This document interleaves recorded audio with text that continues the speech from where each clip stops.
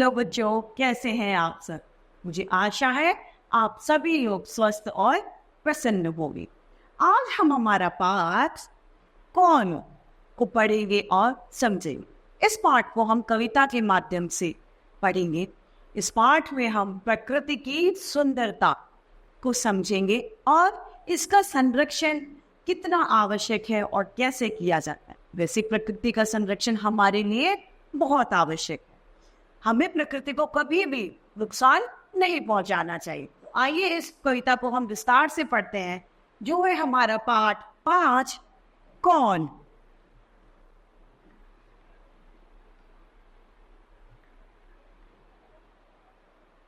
अगर न होता चांद रात में, हमको दिशा दिखाता कौन।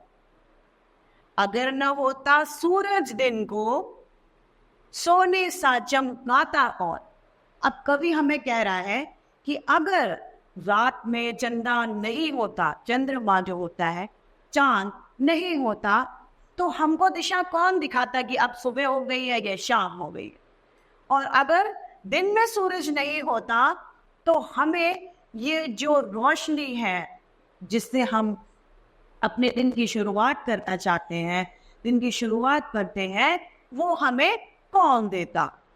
आगे कह रहा है, अगर न होती निर्मल नदियां, जग की प्यास बुझाता कौन।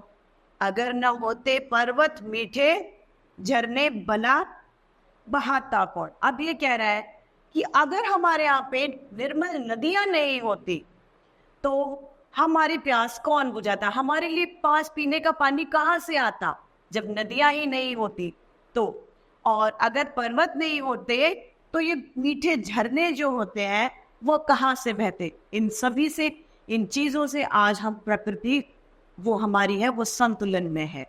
हमारे पास नदियाँ हैं जिससे हम प्यास बुझाते हैं, और हमारे पास पर्वत है जिनसे कल कल बहता जो जल है वो मनोरम दृश्य और मीठा जल हमें पहुंचाते हैं। ये सभी प्रकृति है।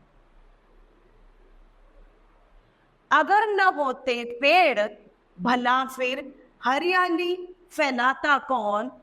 और अगर न होते फूल, बताओ खिलकर खर मुस्काता कौन। अगर पेड़ ही नहीं होते तो एक बात बताइए, हरियाली कहाँ से होती। पेड़ों से ही हरियाली है। और ये क्या है, अगर फूल नहीं होते तो जो फूलों को देखकर एक नई चमक, एक नई मुस्कान चेहरे पे आ जाती है, वो कहाँ से आती। मतलब फूलों के से जो हमें एक सकारात्मक ऊर्जा मिलती है। कली से फूल पे जब फूल परिवर्तित हो जाता है तो वो एक सकारात्मक ऊर्जा का प्रतीक कहलाता है। अगर वो फूल, पेड़ पौधे ही नहीं होते तो ये फूल जो है वो कहाँ से होता। अगर न होते बादल नभ में, इंद्रधनुष रच पाता कौन। अगर न होते हम तो बोलो, ये सब प्रश्न उठाता कौन। अब ये कहना चाह रहा है, अगर बादल नहीं होते, नभ मतलब आकाश, अगर बादल आकाश में नहीं होते तो इंद्रधनुष कैसे बनता। क्योंकि इंद्रधनुष तो वर्षा के मौसम में ही आता है, और जब बादल ही नहीं होते तो वर्षा कहाँ से होती। वर्षा नहीं होती तो हम इंद्रधनुष को भी नहीं देख पाते। और ये कह रहा है, अगर हम नहीं होते तो ये सारे जो प्रश्न जो एक कविता के माध्यम से पूछना चाह रहा है वह कौन पूछता। आइए इस कविता को एक बार फिर से देखते हैं।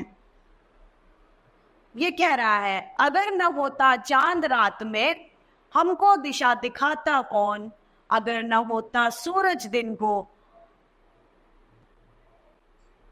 सोना सा चमकाता कौन। अगर न होते निर्मल नदियां, जग की प्यास बुझाता कौन। अगर न होते पर्वत मीठे, झरने भला बहाता कौन।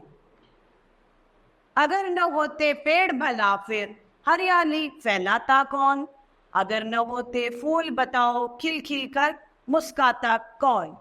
अगर न होते बादल नभ में, इंद्रधनुष रच पाता कौन। अगर न होते हम तो बोलो, ये सब प्रश्न उठाता कौन। तो इस तरीके से हमारी ये कविता समाप्त होती है। हमें सदैव प्रकृति का सम्मान करना चाहिए। हमें प्रकृति को कभी भी नुकसान नहीं पहुंचाना चाहिए। पेड़ों को कम से कम काटो या ना काटो।